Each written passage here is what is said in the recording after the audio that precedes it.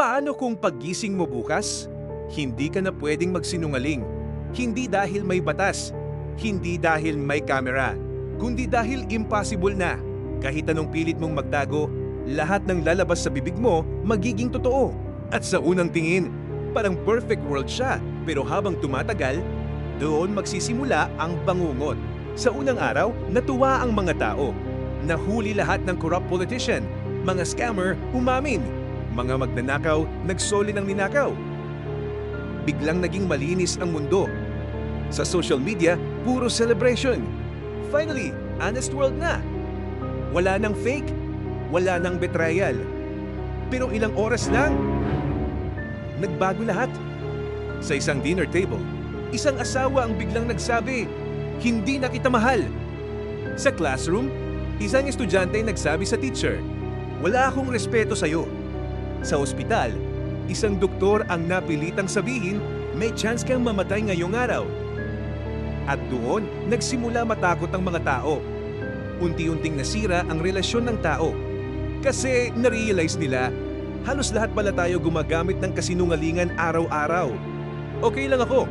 Kaya ako pa. Masaya ako para sa'yo. Mga simpleng salita na hindi naman totally totoo. Pero kailangan para hindi makasakit. Isang nanay nagsabi sa anak niya, "Hindi kita paboritong anak." Isang kaibigan umamin, "Naiinggit ako sa buhay mo." Isang boyfriend nagsabi, "Matagal na akong nagsasawa." At habang tumatagal, unti-unting nawawala ang tiwala ng tao sa isa't isa. Hindi dahil nagsisinungaling sila, kundi dahil unang beses nilang nalaman ang buong katotohanan. Pero hindi relasyon ang pinakamalaking nasira, kundi sarili ng tao. Kasi isang araw, wala ka ng choice kundi sabihin pati yung tinatago mo sa sarili mo. Takot ako, insecure ako, galit ako sa sarili ko, pagod na ako mabuhay. Lahat ng emotions na tinatago ng tao biglang lumalabas. At dahil doon, dumami ang depression. May mga taong hindi kinaya marinig ang tunay na tingin ng mundo sa kanila. May mga pamilya na hindi na nag-usap.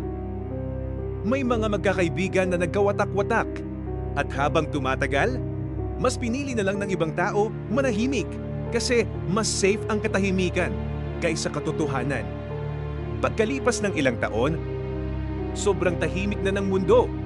Konti na lang nagsasalita. Wala nang fake smiles. Wala nang "I'm okay." Wala nang "miss kita." Kasi lahat ng salita, kailangan totoo. At doon na-realize ng humanity na hindi lahat ng kasinungalingan masama. Minsan, yun ang dahilan kung bakit may pamilya pa. Minsan, yun ang dahilan kung bakit may taong nagpapatuloy mabuhay. At minsan, yung maliit na kasinungalingan ang nagpoprotekta sa puso ng tao. Kaya siguro hanggang ngayon, binigyan tayo ng kakayahang magsinungaling. Hindi para sirain ang isa't isa, kundi para mabuhay tayo nang hindi nasasaktan araw-araw ng brutal na katotohanan. Kung nagustuhan niyo yon, huwag niyo kalimutan mag-subscribe, mag-hit ng notification bell at mag-like ng video natin ngayon.